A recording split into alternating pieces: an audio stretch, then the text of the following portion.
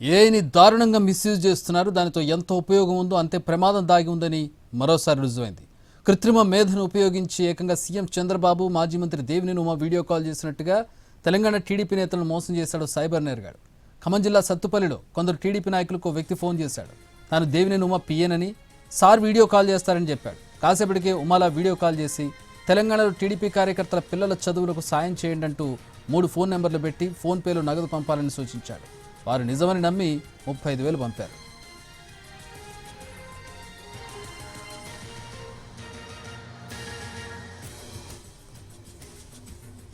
మొన్న 7వ తేదీన దేవినేని ఉమా పేరుతో ఆ వ్యక్తి మళ్లీ వీడియో కాల్ చేశాడు. తెలంగాణ స్థానిక సంస్థల ఎన్నికల్లో బీఫామ్ ఇప్పిస్తానన్నాడు. దీంతో చంద్రబాబు మాట్లాడతారని చెప్పాడు. కాసేపటికే వీడియో కాల్లో చంద్రబాబును పోలిన వ్యక్తి మాట్లాడాడు. తర్వాత మళ్లీ ఫోన్ చేసి అమరావతి వస్తే చంద్రబాబు వద్దకు తీసుకెళ్లి పార్టీ బీఫామ్లు ఇప్పిస్తానని చెప్పాడు. విజయవాడలో హోటల్లో దిగమని సలహా ఇచ్చాడు. ఆ హోటల్ వారికి కూడా ఫోన్ చేసి తమ నాయకులు వస్తున్నారని, వారి బిల్లు తానే చెల్లిస్తానని చెప్పాడు. సత్తుపల్లి నుంచి 18 మంది టీడీపీ నాయకులు బుధవారం విజయవాడ వచ్చి హోటల్లో దిగారు.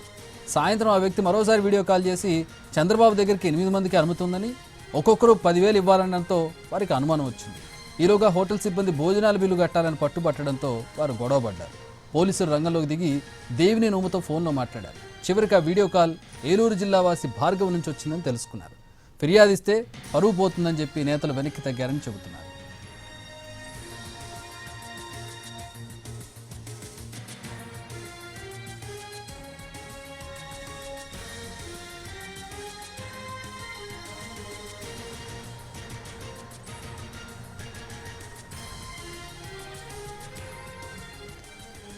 ఏఐని దారుణంగా మిస్యూజ్ చేస్తున్నారు.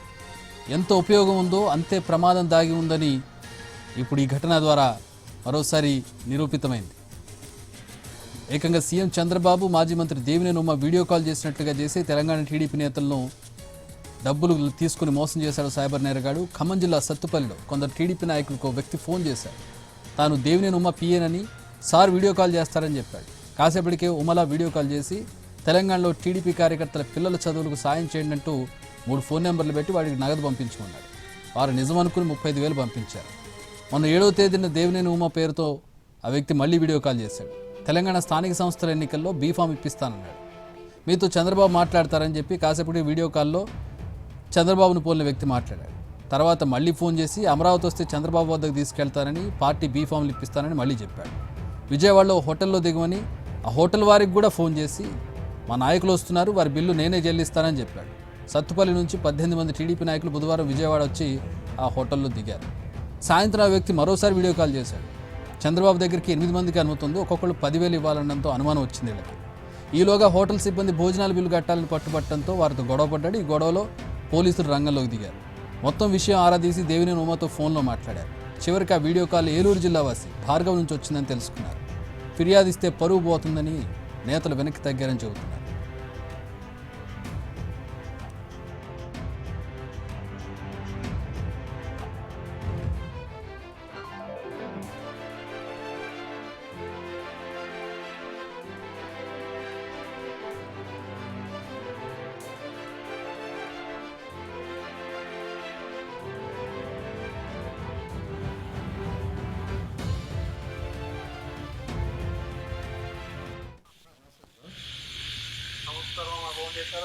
చేశా సార్.